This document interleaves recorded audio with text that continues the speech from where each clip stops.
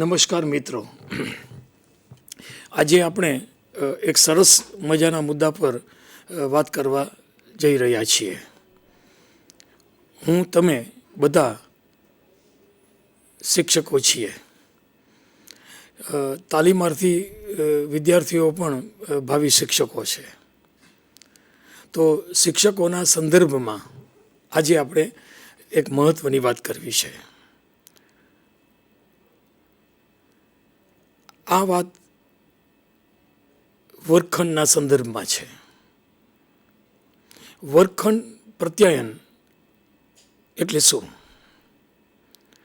તો વર્ગખંડ પ્રત્યાયન એ બીજું કાંઈ નથી, અધ્યયન અધ્યાપન કરાવવાની પ્રક્રિયા છે. બીજી રીતે કહીએ તો ટીચિંગ લર્નિંગ પ્રોસેસ છે.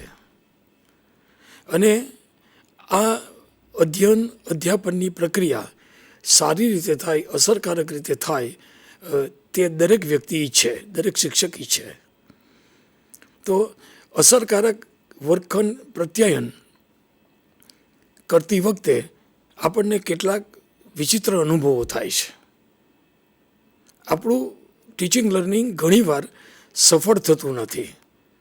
એમાં ક્યાંક ખામી, કચાશ રહી ગયું એવું લાગે.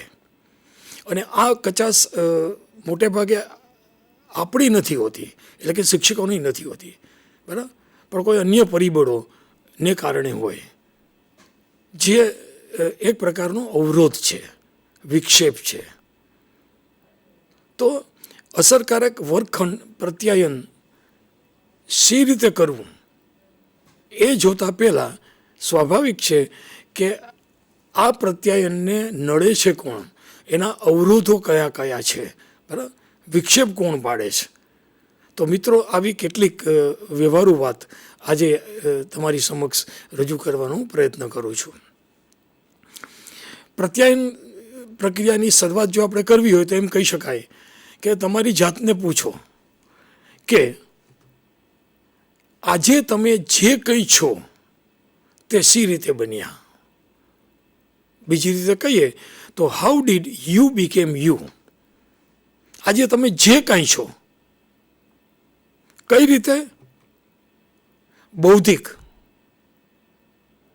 મેન્ટલી, ઇન્ટેલિજન્સ તમે જે કાંઈ છો, સામાજિક, સોશિયલી તમે કે સાંવેગિક, ઇમોશનલી, કલ્ચર, સાંસ્કૃતિક કે રિલિજિયસ, ધાર્મિક, આધ્યાત્મિક, આવા વિવિધ પાસાઓમાં તમે જે કંઈ છો તે શી રીતે બન્યા. અને જો થોડુંક ચિંતન, મનન, વિચારણાઓ કરશો તો તમને જણાશે કે અન્ય લોકો સાથેના વ્યવહારો, ખાસ કરીને વાતચીતના વ્યવહારો ને કારણે આજે તમે જે કાંઈ છો તે બન્યા છો. કહેવાનો મતલબ, તમારા બનવાની ક્રિયામાં અન્ય લોકોનો, તમારી સાથે સંબંધિત અન્ય લોકોનો ઘણો ફાળો છે. અને આ જે વ્યવહાર છે, બરાબર, એ પ્રત્યાયન વ્યવહાર છે, કોમ્યુનિકેશન છે. તમે જન્મ્યા, આપણી પાસે ભાષા નહોતી, બોલતા નહોતું આવડતું. ઓન એન એવરેજ બે વર્ષના થયા ત્યાર પછી આપણે થોડું થોડું બોલતા થયા. આપણને બોલતા શીખવ્યું કોણે? તો સ્વાભાવિક છે, ઘરના મેમ્બર્સોએ, બરાબર. અને તમે જુઓ કે આપણે ઘરના વડીલો સાથે, ઘરના અન્ય સભ્યો સાથે વ્યવહાર કરતા ત્યારે એ લોકો આપણને શીખવતા. અને ખાસ કરીને સંબંધોની ઓળખ, જેમ કે માં, પપ્પા, મમ્મી, દાદા, આવું શીખવતા. અને તમે જો આપણે એ વખતે આશ્ચર્યચકિત થઈ અને જોઈ રહેતા કે આ શું ચાલે છે. અવાજ કાનમાં જતો, એનો અર્થ નહોતો. અને તમે જોજો, જ્યારે આપણને મમ્મી, પપ્પા, દાદા બેસી જા, ઊભો થા, અડમાં, આને ન અડાય એવું કહેતા એ વખતે સાથે ક્રિયા, શબ્દોની સાથે ક્રિયા જોડાતી. જ્યારે આપણે માનો કે બાળકને એમ કહીએ કે ભાઈ બેસી જા, તો હી ઓર શી ડઝન્ટ નો કે બેસી જા શું છે, એ શબ્દો કાનમાં ગયા, એનો અર્થ શું. તો ત્યારે આપણે અશાબ્દિક રીતે એને આમ હાથેથી સંકેત આપીને કહેતા કે બેસી જા, બેસી જા, બેસી જા. અને જો બાળકો ખૂબ અવાજ કરતા હોય, દેકારો કરતા હોય, રડારડી કરતા હોય, તો આપણે હળવેકથી કહીએ કે ભાઈ ચૂપ રહ્યો, શાંત થાવ. ન સમજાય ત્યારે આપણે મોઢા પર આંગળી મૂકીને કહેતા કે ચૂપ રહ્યો, શાંત. તો તમે જોજો, જ્યારે મમ્મી પપ્પાની કે દાદાની ઓળખ કરાવતા ત્યારે બતાવતા કે આ દાદા છે, આ મમ્મી છે. તો એની સાથે એક પ્રકારનું જોડાણ ઊભું થતું અશાબ્દિક, અને ધીમે ધીમે એ અર્થ પકડાતો ગયો, બરાબર. અને ધીમે ધીમે એ ક્રિયા કરતાં કરતાં શાબ્દિક અર્થ એટલા દ્રઢ થઈ ગયા કે સાહજિક રીતે સમજવા પણ માંડ્યા અને બોલવા પણ માંડ્યા. તો મિત્રો, કહેવાનો સેન્સ એટલો છે કે નાનપણથી આપણે કંઈક ને કંઈક શીખતા આવ્યા છીએ. લોકોએ આપણને શીખડાવ્યું છે, શીખડાવવા જેવું શીખડાવ્યું છે, શીખડાવવું ન જોઈએ એવું પણ શીખડાવ્યું છે. તો પ્રશ્ન આ છે કે જ્યારે આપણે નાના હતા અને પછી મોટા થતા ગયા, સમય જતો ગયો, એમ જુદા જુદા લોકોના સંપર્કમાં આવતા ગયા, અને સંપર્કમાં આવતા આવતા વાતચીત, અવલોકન, સાંભળવાનું, જોવાનું, આ બધી ક્રિયાને પરિણામે આપણામાં કેટલીક વસ્તુનું ગ્રહણ થયું, અને એમાંથી જે બાબતો આપણને ગમી, પ્રભાવિત કરી ગઈ, બરાબર, એ આપણે સ્વીકારી લીધી, અને એ આપણા વ્યક્તિત્વના અંશો બને છે. તો આપણે જે કંઈ છીએ આજે, બૌદ્ધિક, સામાજિક, આર્થિક, કોઈ પણ પાસાનો વિચાર કરો તો એ લોકોના પ્રત્યાયનને કારણે છે. બીજા લોકો પાસેથી શીખતા અને શીખવતા. તમે જોજો, નાના બાળકો પણ એકબીજાને શીખવે છે કેમ કરાય. દાખલા તરીકે નાના બાળકો ક્રિકેટ રમતા હોય અને હાથમાં બોલ છે, બરાબર, તો સ્વાભાવિક પહેલી વાર એને સીધી બોલિંગ કરતા નહીં આવડે, એટલે એ ઘા કરશે. ત્યારે તમે જોજો કોઈ મોટું બાળક એને સમજાવશે કે બોલ કેમ પકડવો, હાથ કેમ હલાવવો અને દડો કેમ ફેંકવો, બોલિંગ કરતાં શીખડાવે છે. તો કહેવાનો સેન્સ એ છે કે શિક્ષકો જ શીખવે એવું નથી, અનૌપચારિક શિક્ષણ કોઈને કોઈ રીતે થતું જ રહે છે. તો આમ શીખતા અને શીખવતા તમે વિકાસ પામ્યા છો. હવે પ્રશ્ન એ થાય કે આ રીતે આપણે વિકસી ગયા, બરાબર. પછી આપણે શાળા કોલેજોમાં ગયા, ડિગ્રીઓ લીધી, બરાબર, અને પછી એવું પણ થયું કે ચાલો શિક્ષક બનીએ, બરાબર. એટલે આપણે સારી સંસ્થાઓમાં એડમિશન લીધું, પછી એજ્યુકેશનનો ડિપ્લોમા કરો, કોઈ સર્ટિફિકેટ કોર્સ કરો, બીએડ કરો, એમએડ કરો, પીએચડી કરો, કાંઈ પણ વિવિધ પ્રકારની તાલીમો લીધી શિક્ષણને લગતી, બરાબર. અને એમ કરતાં કરતાં આપણે શિક્ષક બન્યા અથવા બનવા જઈ રહ્યા છીએ. તો જ્યારે આપણે શિક્ષક બનીએ છીએ, શિક્ષકની તાલીમ લઈએ છીએ, ત્યારે આપણે બાળકો સાથે વ્યવહાર કરવો પડે છે, વર્ગખંડમાં જવું પડે છે, અને વર્ગખંડનો જે વ્યવહાર છે, ટ્રાન્ઝેક્શન, આંતરક્રિયા છે, ધેટ ઇઝ ટીચિંગ લર્નિંગ, અધ્યયન અધ્યાપન બધે સાથે જોડાયેલું છે. મિત્રો, આ તકે એક બાબત તરફ ખાસ ધ્યાન દોરું તમારું કે લર્નિંગ, શીખવું, અધ્યયન, એ અધ્યાપન પર આધારિત છે, ટીચિંગ ઉપર આધારિત છે, શીખવવા ઉપર આધારિત છે. તો learning is the product of teaching. શીખવું એ શીખવવાની પ્રક્રિયાનું એક ઉત્પાદન છે, પ્રોડક્ટ છે. જો શીખવે નહીં તો આવડે નહીં. અચ્છા, શીખવવા માટે શિક્ષક જ જોઈએ એવું જરૂરી નથી, સ્વ અધ્યયન પણ થાય, શીખી શકાય અવલોકનથી, અનુભવોથી, બરાબર. પણ એ બધી પ્રક્રિયાનું પરિણામ શું આવે તો કે તમે કંઈક શીખો છો, you are learning something, learning, તમે શીખો છો. હવે મારો પ્રશ્ન આ છે કે દરેક શિક્ષક એવું માને છે કે હું એક સારો શિક્ષક છું, હું સારી રીતે ભણાવું છું.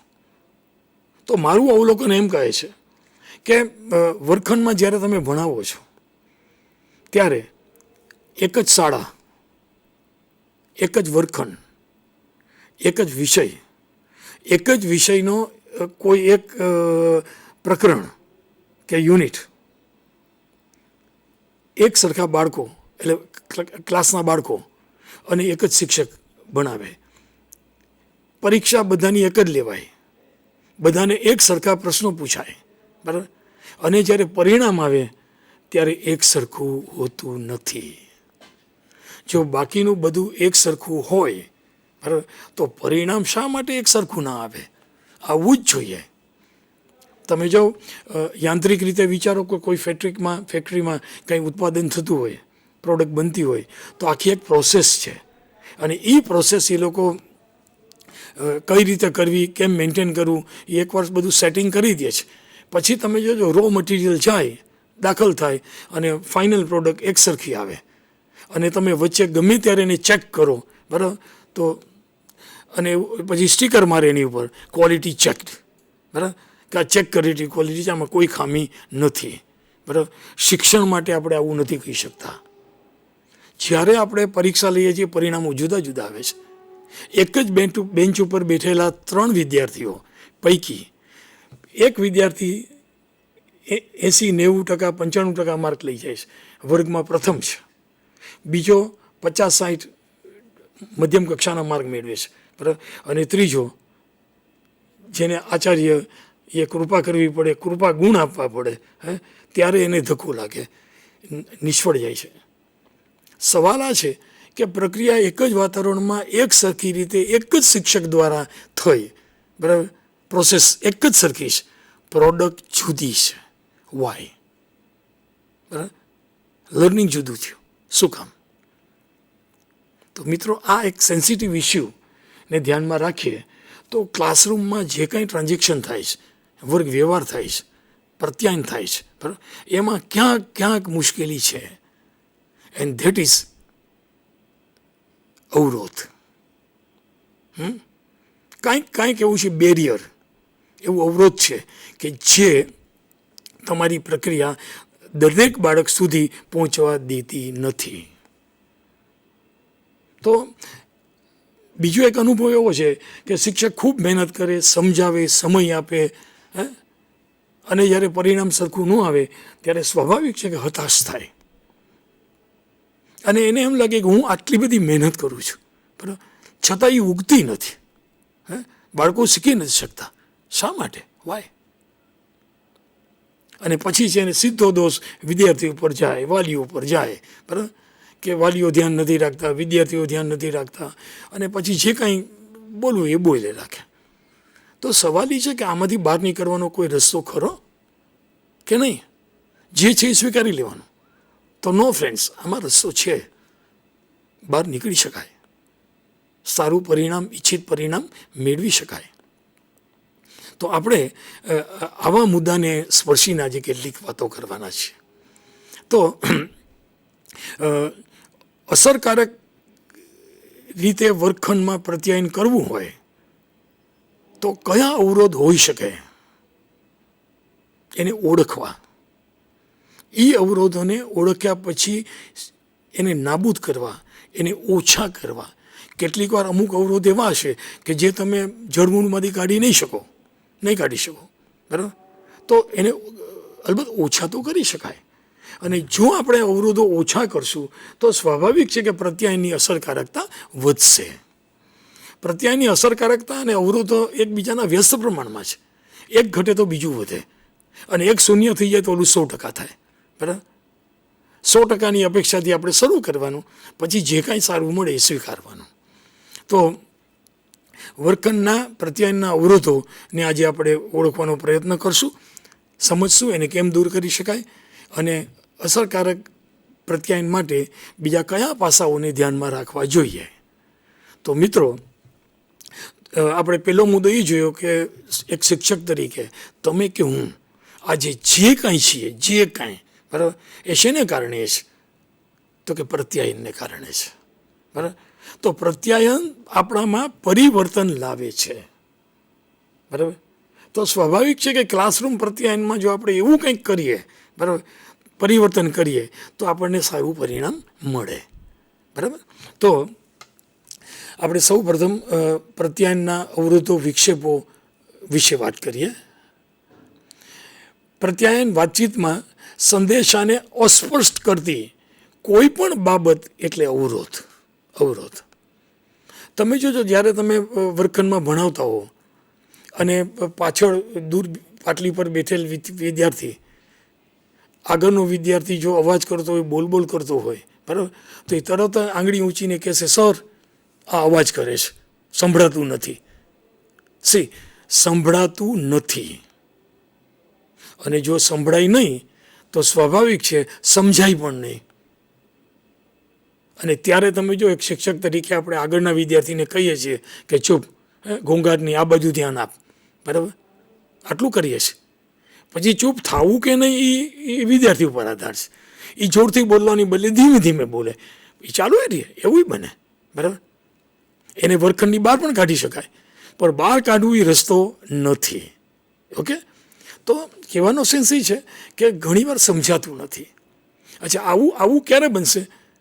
જ્યારે આપણે સમજાવીએ અને આમ સામું જોઈએ અને આપણે પૂછીએ ચેક કરવા માટે કે સમજાઈ ગયું, તો ક્યારેક તમે જોજો વર્ગખંડમાં એક હાથ ઊંચો થશે, બરાબર, આંગળી ઊંચી થશે અને કહેશે, સાહેબ બીજી વાર, બરાબર, બીજી વાર સમજાવવું ને.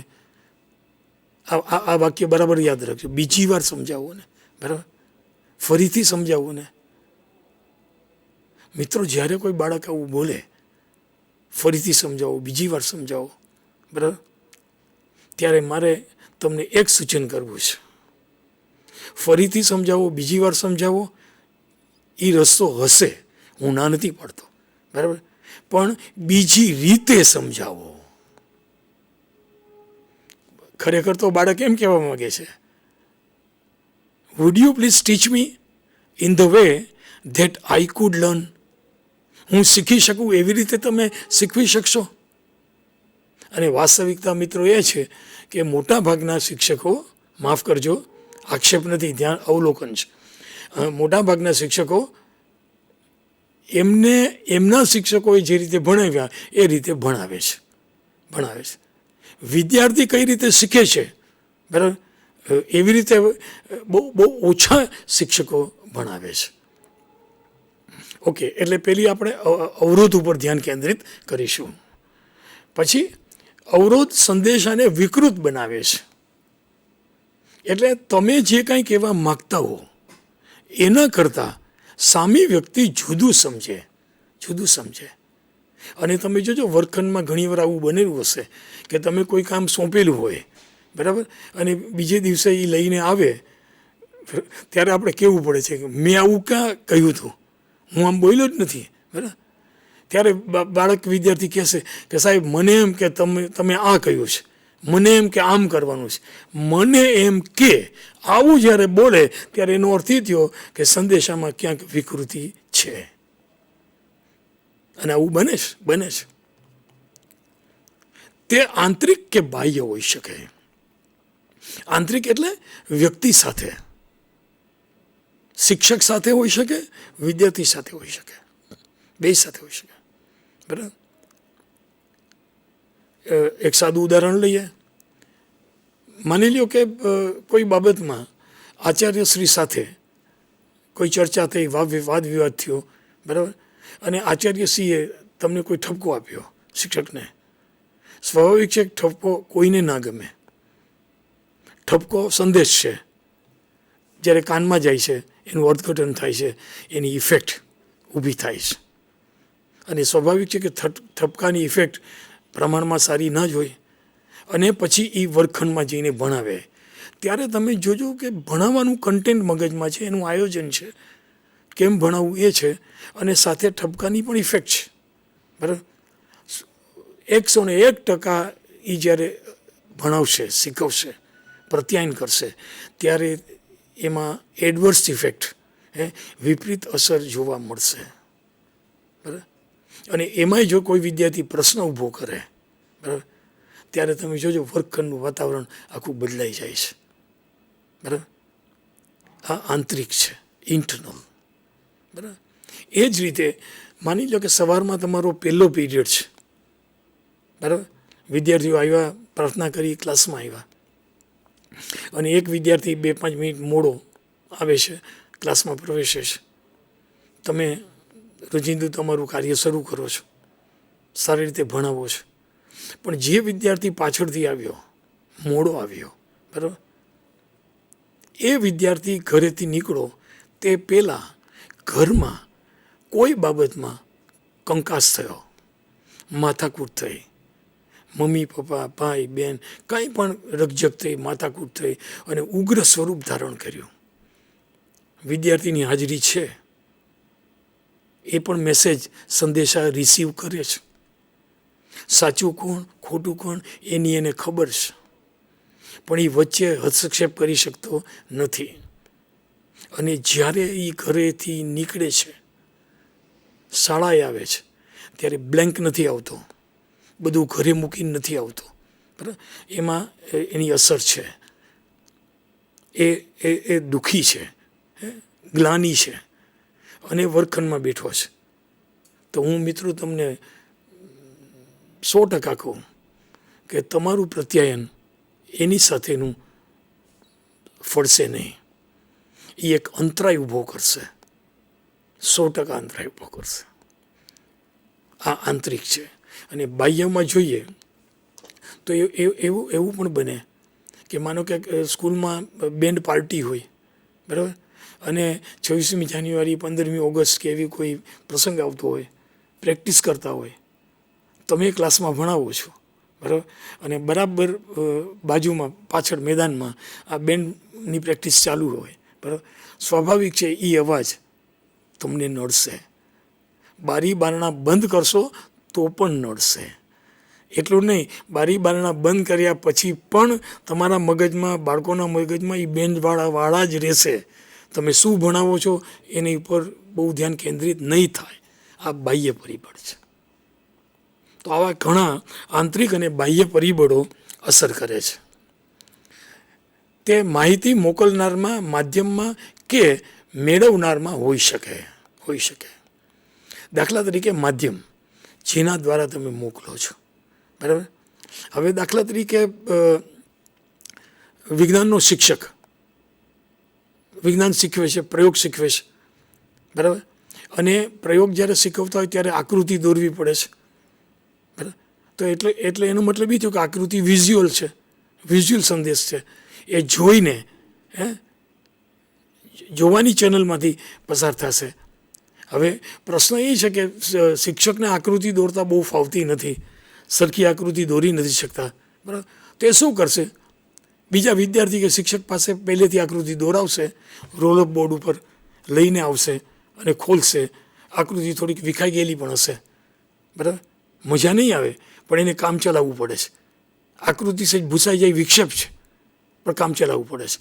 પછી ઘણીવાર એવું બનશે કે ભાઈ આમાં પણ મજા નથી આવતી, તો શું કરવું? તો જ્યારે કોઈ પ્રોબ્લેમ ઊભો થાય છે ને, ત્યારે સાહજિક રીતે તેનો ઉકેલ પણ નીકળે છે.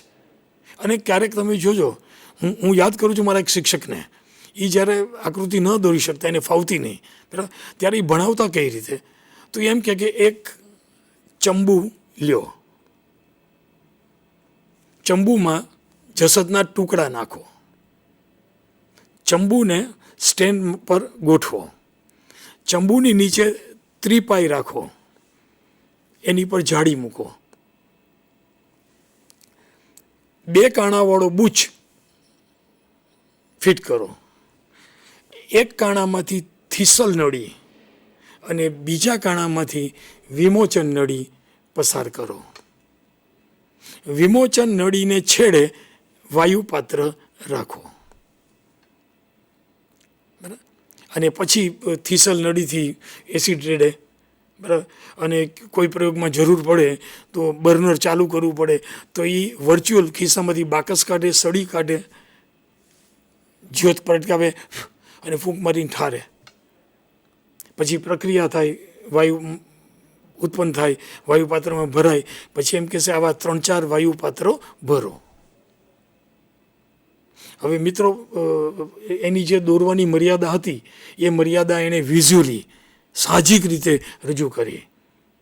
અને ટુ બી વેરી ફ્રેન્ક, બાળકો જ્યારે રિસેસમાં જતા ત્યારે કરતા, સાહેબે જે કાંઈ શીખવ્યું એ અપ ટુ ડેટ અક્ષરે અક્ષર બોલે. એક ચંબુ લ્યો, 2 કણાવડો બૂચફીટ કરો, બરાબર, એકમાંથી થીસલ નળી, બીજામાંથી વિમોચન નળી, અને સાહેબનું આખી આ બેહૂબ કોપી અનુકરણ કરે. સવાલ એ છે, રોટલાનું કામ છે કે ટપાકાનું? બરાબર. તો મેથડ ગમે તે હોય, છોકરાઓને એ આવડી જાય છે, આખું યાદ રહી જાય છે. એટલે કહેવાનો મતલબ એ છે કે માધ્યમ છે ને એ ઘણીવાર મુશ્કેલી કરે. દ્રશ્ય માધ્યમ જ છે, પણ જ્યારે સંદેશો રોલબોર્ડ ઉપર દોરાઈને આવે છે, પ્રી પ્લાન આવે છે, બરાબર, ત્યારે ખબર નથી પડતી ક્રિયા કેમ થઈ, બરાબર. પણ જ્યારે એ હવામાં બોડી લેંગ્વેજના માધ્યમથી સમજાવે છે ત્યારે સમજાય છે. તો આવી રીતે ઘણા પ્રસંગો, ઘટનાઓ તમે પણ વર્ગમાં જોઈ હશે. તે ભાષાકીય, ભૌતિક, માનસિક તેમજ સામાજિક અને પશ્ચાત ભૂમિકા સ્વરૂપે હોઈ શકે, બરાબર. ભાષામાં તો તમને ખ્યાલ જ છે કે જ્યારે રસોઈ દીર્ઘઈનો આપણે ઉપયોગ કરીએ છીએ, બરાબર, ત્યારે અર્થ બદલાઈ જાય છે, બરાબર. તમે એમ કહો કે પિતા, તો પી દીર્ઘઈ કરો, પી રસ્વ કરો, અર્થ બદલાય છે. અલબત્ત સામાન્ય વ્યવહારમાં લોકો આના પર બહુ ભાર નથી આપતા, પણ જ્યારે અભ્યાસ કરતા હો છો ભાષાનો, એના અંગે પ્રશ્ન પૂછાય અને જવાબ આપો, જવાબ ખોટો પડે, બરાબર. તો વ્યાકરણના મુદ્દાઓ પણ છે. દાખલા તરીકે એક ચૂંટાયેલા કાર્યકરને થયું કે મારે શહેરમાં સ્વચ્છતા લાવી છે, બરાબર. તો એના માટે કંઈક દંડ હોવો જોઈએ. લોકોને દંડ નહીં કરો ત્યાં સુધી મેળ નહીં પડે. એટલે એણે શું કર્યું, એક મોટા મોટા હોર્ડિંગ્સ બનાવ્યા અને શહેરમાં જુદી જુદી જગ્યાએ મૂક્યા, અને એના ઉપર પેન્ટર પાસે બોલાવીને લખાવેલું, બરાબર. શું? અહીં કચરો કરવો નહીં. કાગળ ઉપર લખીને આપ્યું, અહીં કચરો કરવો નહીં, કોમા, અલ્પવિરામ. કરનાર સજાને પાત્ર થશે. આવું લખાણ એણે કીધું, બનાવીને મોટા મોટા બોર્ડ બનાવો. હવે પેન્ટરે બોર્ડ બનાવ્યું, બધી લાગી ગયું. પરિસ્થિતિ એ થઈ કે કચરો દૂર થવાને બદલે કચરો વધી ગયો, આખું શહેર ગંદુ થઈ ગયું.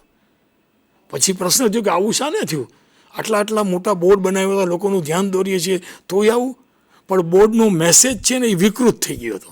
કોને કારણે? તો કે ભાષાને કારણે. એમાં એવું પેન્ટરથી ભૂલમાં એવું થઈ ગયું કે અહીં કચરો કરવો નહીં, કોમા, એની બદલે અહીં કચરો કરવો, કોમા, અટક, નહીં કરનાર સજાને પાત્ર થશે. એટલે લોકો તો બી ગયા કે ભાઈ કચરો નહીં કરીએ તો મરી રહેશું, દંડ થશે, બરાબર. હવે વિચાર કરો કે એક માત્ર કોમા, અલ્પવિરામનું સ્થાન ફરે, બરાબર, તો મિનિંગ ફરી જાય છે, સંદેશો વિકૃત થઈ ગયો કહેવાય. તો મિત્રો, આવી ભાષાકીય તો ઘણી બધી ગમ્મતો છે. હવે આ અવરોધો જે પેદા થાય છે એ ક્યાંથી પેદા થાય છે? અવરોધોના ઉત્પત્તિ સ્થાન શું, બરાબર, ઉદ્ભવ ક્યાંથી થાય છે? તો આવા કેટલાક ઓબ્ઝર્વેશન્સ તમે પણ જોયા હશે. જેમ કે વર્ગમાં વધતી વિદ્યાર્થીઓની સંખ્યા, બરાબર. તમે જો ક્લાસરૂમ સ્ટ્રેન્થ ઘણી જગ્યાએ વધારે છે, બરાબર. વર્ગોની સંખ્યા વધે છે, સાથે વર્ગમાં વિદ્યાર્થીઓની સંખ્યા પણ વધે છે. હવે વિચાર કરો કે જ્યારે કોમ્યુનિકેશન થાય ત્યારે કોમ્યુનિકેટર એક છે, શિક્ષક, અને એ સેન્ડર છે, માહિતી મોકલે છે, બરાબર, અને સામે રિસીવર. કેટલા? માનો કે એક વર્ગમાં 15 વિદ્યાર્થી છે કે 20 વિદ્યાર્થી છે, બીજા વર્ગમાં 30-35 છે, ત્રીજા વર્ગમાં 40-50 છે. તો આ 3 પ્રકારના વર્ગમાં વિદ્યાર્થીના વર્ગમાં પ્રત્યાયન એક સરખી રીતે થઈ શકે ખરું? બહુ સ્વાભાવિક છે કે જ્યારે શિક્ષક કોઈ હોમવર્ક આપે, કોઈ કામ આપે, બરાબર, તો સાયકોલોજી એમ કહે છે કે વિદ્યાર્થીને જ્યારે તમે કોઈ કામ સોંપો છો ત્યારે એ કામની તમારે નોંધ લેવી જોઈએ, તમારે એનું અવલોકન કરવું જોઈએ, તમારે એનું ફીડબેક આપવું જોઈએ, બરાબર. હવે વિચાર કરો કે 10-15 છોકરાઓના વર્ગમાં એ શક્ય બનશે, ખૂબ સરસ રીતે શક્ય બનશે. વ્યક્તિગત રીતે તમે એને સૂચન કરી શકશો. એનાથી વધારે વર્ગમાં થોડીક મુશ્કેલી પડશે, અને મોટો વર્ગ હશે તો સ્વાભાવિક છે કદાચ એ પ્રક્રિયા ન પણ થાય. અને એ પ્રક્રિયા ન થાય એટલે વિદ્યાર્થીઓના મનમાં એક અર્થ નીકળે છે કે સાહેબ કામ સોંપે પછી જોતા નથી, પછી આગળ હાલે, જોતા નથી તો શા માટે કરવું, શા માટે કરવું. અને પરિણામે તમે જોજો ક્લાસમાં એવા કેટલાય વિદ્યાર્થી જોવા મળશે કે જે લેસન નહીં કરતા હોય, સોંપેલું કામ નહીં કરતા હોય, બરાબર. તો વધારે સંખ્યાના ઘણા બધા પ્રોબ્લેમ્સ છે, બરાબર. બીજું, દરેક જુદી જુદી પશ્ચાતભૂમાંથી આવે છે, બેકગ્રાઉન્ડમાંથી આવે છે, સમાજમાંથી આવે છે, ધર્મમાંથી આવે છે, બરાબર.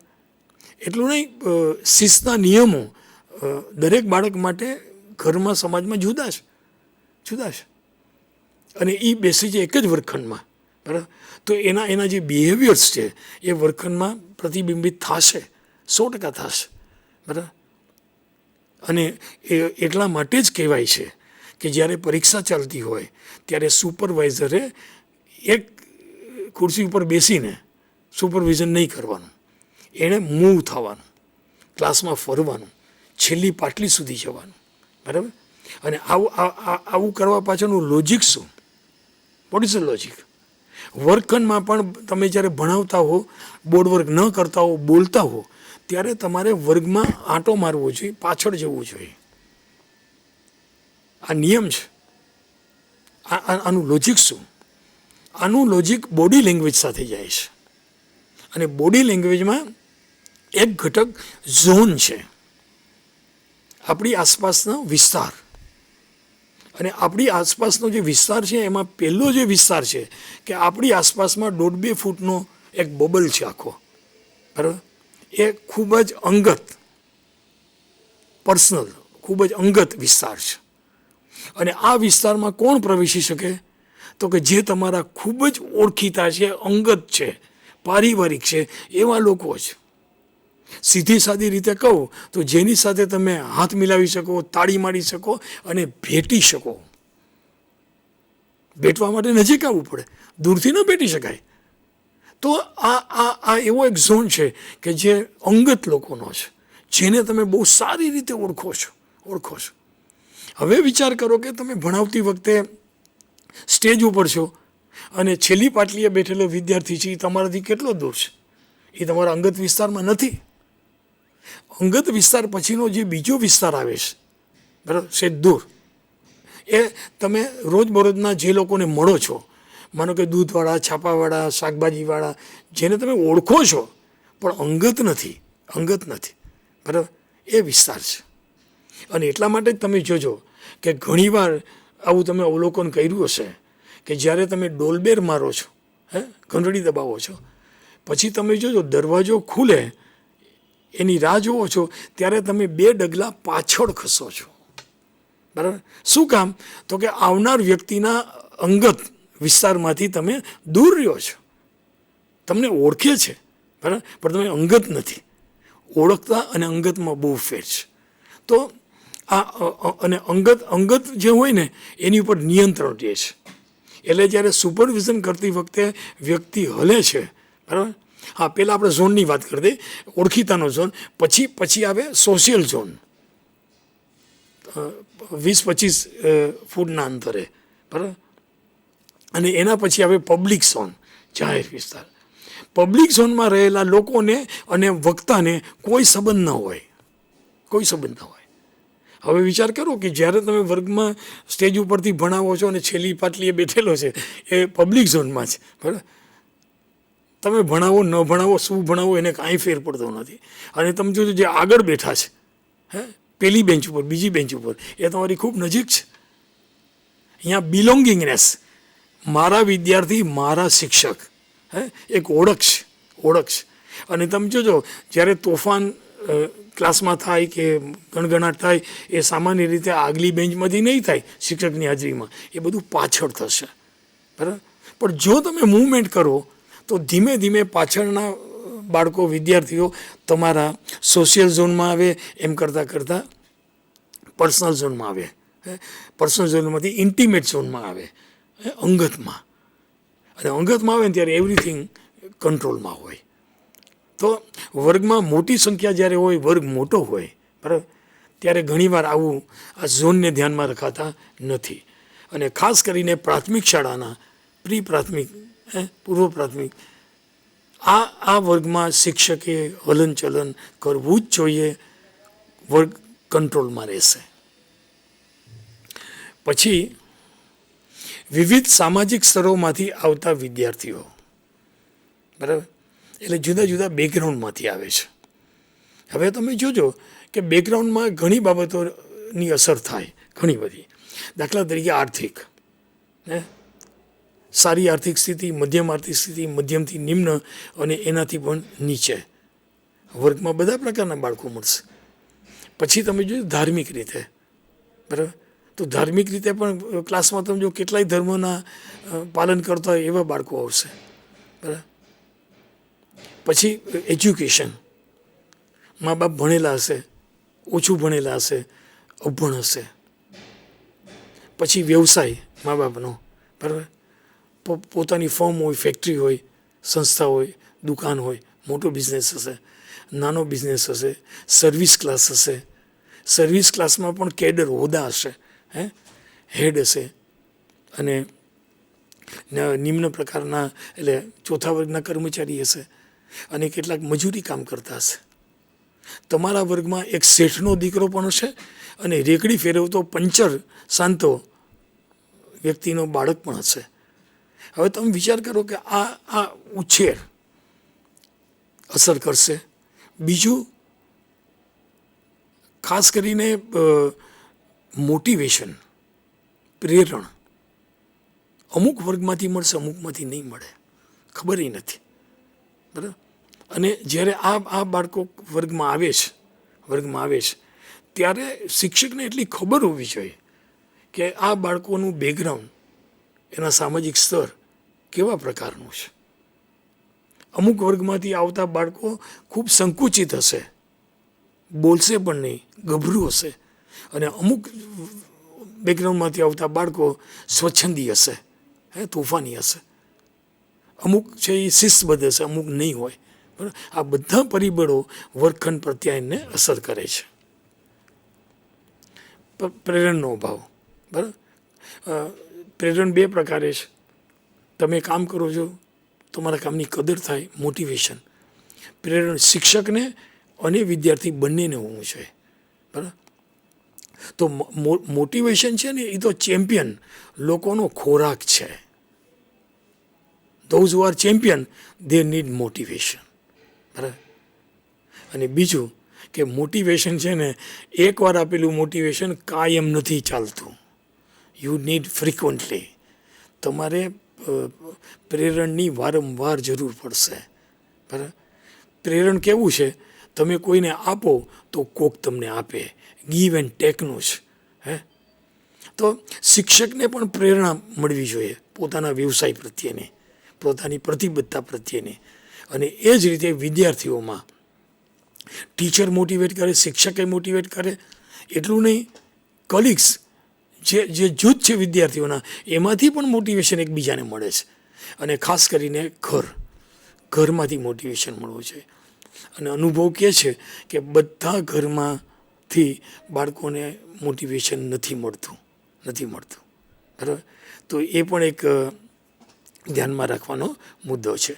પછી પ્રતિપોષણનો અભાવ અને નકારાત્મક પ્રતિપોષણ હોય, પ્રતિપોષણ ન હોય. તમે કામ કર્યું, કોકે નોંધ લીધી, કોકે નોંધ ન લીધી, ન લીધી, બરાબર. અને નોંધ ન લે ત્યારે સ્વાભાવિક મજા ન આવે, અંદરથી કંઈક ખૂટતું એવું લાગે, બરાબર. અને જાતને પ્રશ્ન થાય કે મેં જે કામ કર્યું બરાબર નથી થયું, કેમ નોંધ નથી લેવાતી. અને પછી ધીમે ધીમે માણસ નિષ્ક્રિય થઈ જાય. અને બીજું છે પ્રતિપોષણ હોય મળે એમાંય પાછા બે ભાગ, એક પોઝિટિવ મોટિવેશન, એક નેગેટિવ મોટિવેશન, બરાબર. અને નેગેટિવ મોટિવેશનની ઇફેક્ટ બહુ જ ખરાબ થાય છે. સામાન્ય રીતે નેગેટિવ મોટિવેશનમાં તુચ્છ ખરાબ ભાષાનો ઉપયોગ થાય છે.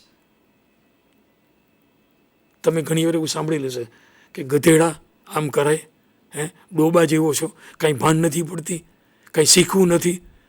તમે જો એ પણ એક પ્રકારનો ફીડબેક છે, નેગેટિવ ફીડબેક છે. અને સારું મોટિવેશન છે એ આંખોની વાતચીતથી પણ થાય. આંખથી આંખ મિલીને ખાલી આંખ બંધ કરીને માથું હલાવો તો પણ એ સ્વીકાર છે, બરાબર. બેસ્ટ, વન્ડરફુલ, ક્લેપિંગ, તાળીઓ. ક્રિકેટના મેચમાં સિક્સર લાગે, બરાબર, અને તાળીઓ ન પડે, એવું બને નહીં. ક્લીન બોલ થાય, તાળીઓ પડે. That is the feedback. A feedback છે ને એક જોશ આપે છે ભણવા માટે. તો પોઝિટિવ ફીડબેકનો અભાવ હોય, ન મળતું હોય, બરાબર. સરસ હોમવર્ક કર્યું હોય, એસાઇનમેન્ટ તૈયાર કર્યા હોય, નીચે શિક્ષકે સહી કરી, બરાબર, વિધાઉટ એની ફીડબેક. શિક્ષક તરીકે આપણને એ ખબર હોવી જોઈએ કે તમારી સિગ્નેચરનું મૂલ્ય કેટલું છે, બરાબર. વિદ્યાર્થીઓ સાચવે છે અને ત્યાં ફીડબેક આપો, ગુડ, વેરી ગુડ, એક્સલન્ટ, સરસ, કીપ ઇટ અપ. તમારા શિક્ષક માટે કદાચ આ ક્રિયાકાંડ હશે, પણ વિદ્યાર્થીઓ માટે ક્રિયાકાંડ નથી, બિલકુલ નથી. તો ફીડબેકનો અભાવ છે ને એ પણ વર્તનનો એક બેરિયર છે. નેગેટિવ ફીડબેક પણ બેરિયર છે, બરાબર.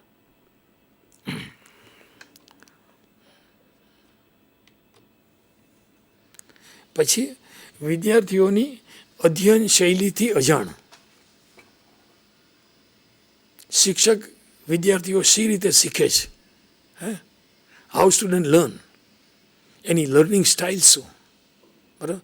અને જો તમે લર્નિંગ સ્ટાઇલના સાહિત્યમાં ઊંડા ઉતરો તો તમને ખ્યાલ આવશે કેટલા પ્રકારની લર્નિંગ સ્ટાઇલ વિદ્વાનોએ બતાવી છે, બરાબર. અને એમાં જે પ્રચલિત અને જાણીતી છે, બરાબર, તો એમ કહે છે કે એક છે દ્રશ્ય અધ્યતાઓ, કે જે લોકો જોઈને શીખે છે. એનો મતલબ એ કે શિક્ષક ક્લાસમાં બોર્ડ ઉપર લખે, દોરે, બરાબર, તો એને મજા આવે છે, એ ઝડપથી શીખે છે, બરાબર. બીજો છે શ્રાવ્ય અધ્યતા, લિસનિંગ. આ બાળકો કેવા છે કે જે લોકો શીખતી વખતે શિક્ષક બોલીને શીખવે, બરાબર, તો એને મજા આવે છે. એને તમે બોર્ડ વર્ક કરો તો એ લખવું ને એમાં એને કંટાળો આવે, બરાબર, પણ એ બોલીને કરે છે. અને તમે જોજો જે શ્રાવ્ય અધ્યતાઓ છે ને એના અક્ષરો પ્રમાણમાં સારા નહીં હોય. એ લોકોને તમે લખવાનું કામ સોંપો ને ત્યારે ચહેરાના હાવભાવ જોજો, બગડી જાય છે, નથી મજા આવતી. પણ નો ડાઉટ એક વિદ્યાર્થી તરીકે તો એના બધું શીખવું જ પડે. પછી સાયકોમોટર, મનોશારીરિક. કેટલાક એવા છે જોઈને નહીં, બોલીને નહીં, સાંભળીને નહીં, પણ કંઈક કામ સોંપો, બરાબર. એટલે સાદી ભાષામાં કહીએ ને તો આવા બાળકોને એક લેબલ લાગે છે, નવરો બેઠો નખો દ્વાડે. એનો મતલબ એ છે કે જો તમે એને એક્ટિવ નહીં રાખો, કંઈ કામ નહીં સોંપો, લખવાનું, દોરવાનું, કંઈક કરવાનું, બરાબર, તો એ લોકોને નહીં મજા આવે. હવે સવાલ આટલો છે કે તમારા વર્ગમાં જે વિદ્યાર્થીઓ છે એમાંથી દ્રશ્ય અધ્યતાઓ કેટલા છે, શ્રાવ્ય અધ્યતાઓ કેટલા છે, સાયકોમોટરવાળા કેટલા છે, બરાબર. અલબત્ત કોઈ પણ વિદ્યાર્થી સંપૂર્ણપણે દ્રશ્ય અધ્યતા ન હોય કે શ્રાવ્ય અધ્યતા ન હોય કે મનો શારીરિક અધ્યતા ન હોય, પણ એમાં મિશ્રણ હોય, બરાબર. જેમ કાપડ બનાવે, બરાબર, તો કે ભાઈ 80% કોટનની, 20% ટેરીન, 80-20, 50-50, 30-70, જે મિશ્રણ હોય, એમ આ લર્નિંગ સ્ટાઇલની મિશ્રણ હોય. અને ખરેખર તો શિક્ષકે એ જોવું જોઈએ કે મોટાભાગના વિદ્યાર્થીઓ કઈ કઈ સ્ટાઇલ ધરાવે છે. હવે સવાલ એ છે કે લર્નિંગ સ્ટાઇલ, શીખવાની શૈલી સાથે ટીચિંગ સ્ટાઇલનું શું? અને તમે જો આપણી પરિસ્થિતિ છે કે આપણે એક જ સરખી રીતે શીખવીએ છીએ, જેને ફિટ થવું એ થાય, ન થવું એ કાંઈ નહીં. તો મને એવું લાગે છે કે શિક્ષકોએ થોડુંક આના ઉપર પણ ધ્યાન આપવું જોઈએ, તો તમારા બેરિયર્સ ઘટશે. અને લર્નિંગ સ્ટાઇલની ઇન્વેન્ટરી ઘણી બધી આવે છે, બરાબર, એનો ઉપયોગ કરી શકાય. માત્ર ભણાવવું જરૂરી નથી, બાળકને ઓળખવું એટલું જ જરૂરી છે. પછી આત્મવિશ્વાસ, બરાબર, વિદ્યાર્થીના પક્ષે અને શિક્ષકના પક્ષે.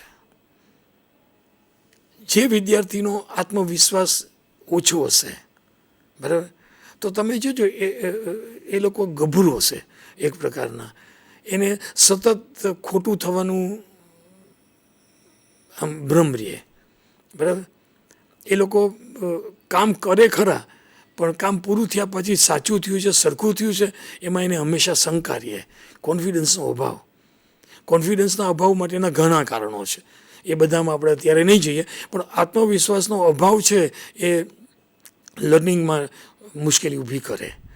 એવી રીતે શિક્ષકના પક્ષે તમે નિખાલસતાથી કહેજો, બરાબર, કે તમે જે વિષય ભણાવો છો, પછી ગણિત હોય, વિજ્ઞાન હોય, અર્થશાસ્ત્ર હોય, ઇકોનોમિક્સ હોય, ડ્રોઈંગ હોય, કોઈ પણ હોય, તમે જે વિષય ભણાવો છો એ વિષયનો અભ્યાસક્રમ, એ વિષયના અભ્યાસક્રમનું વિષય વસ્તુ, બધા વિષય વસ્તુ ઉપર તમારી પકડ એક સરખી છે, સારી જ છે? Answer is no.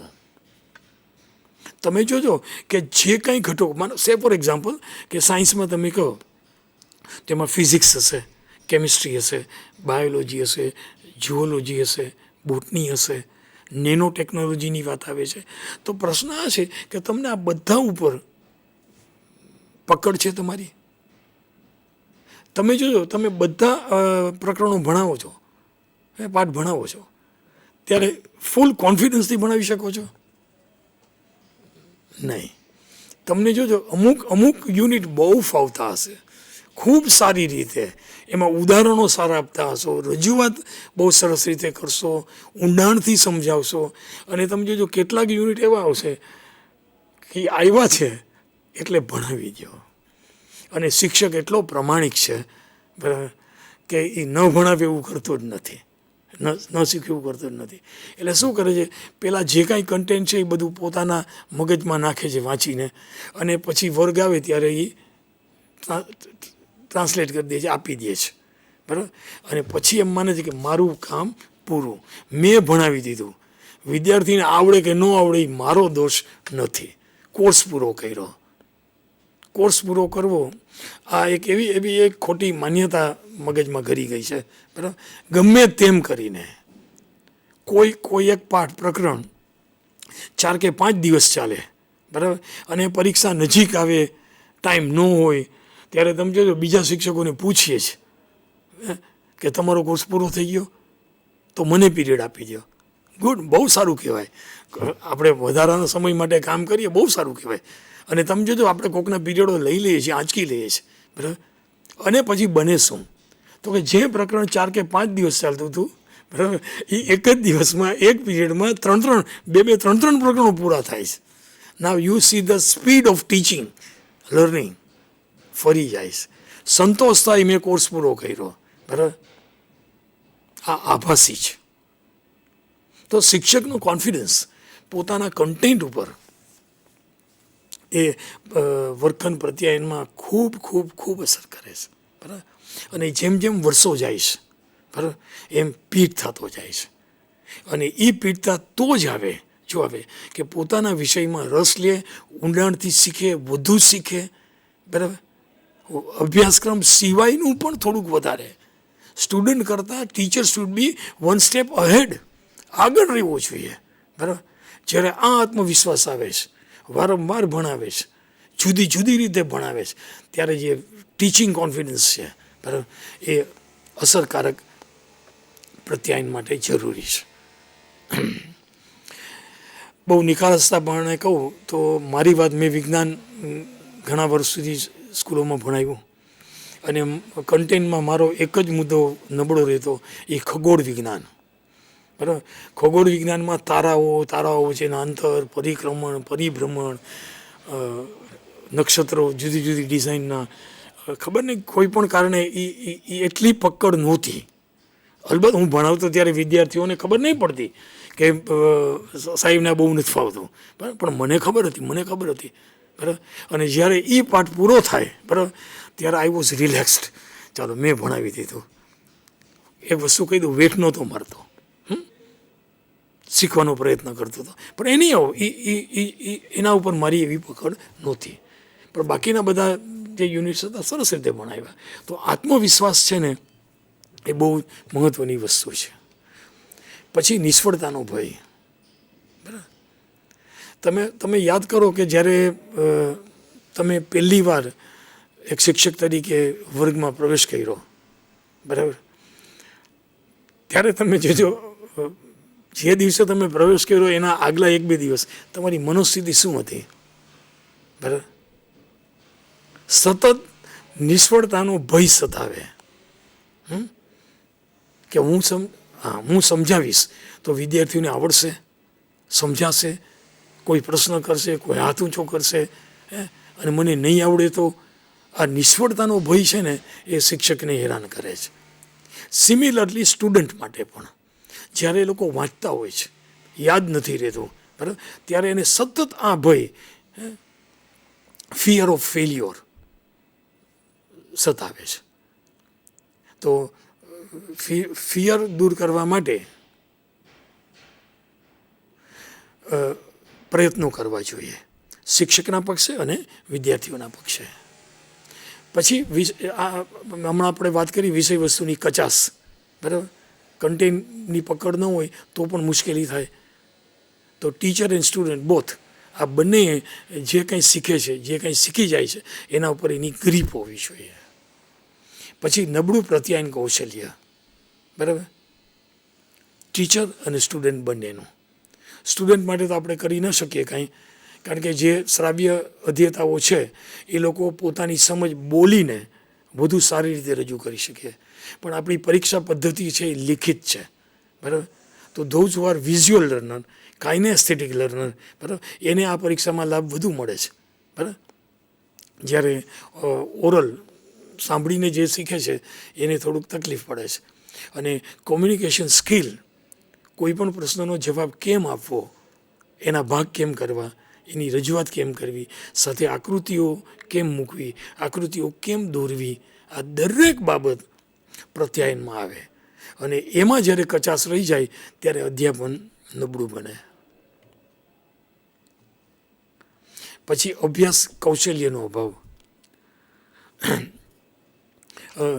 Learning skills, બરાબર, લખવું, વાંચવું, દોરવું, જોવું, આ જે બધી સ્કિલ્સ છે એના ઉપર ધ્યાન આપવું પડે. શ્રવણ, મૌખિક, વાંચન, ગણન, લેખન. પછી અધ્યાપન માર્ગદર્શનનો અભાવ.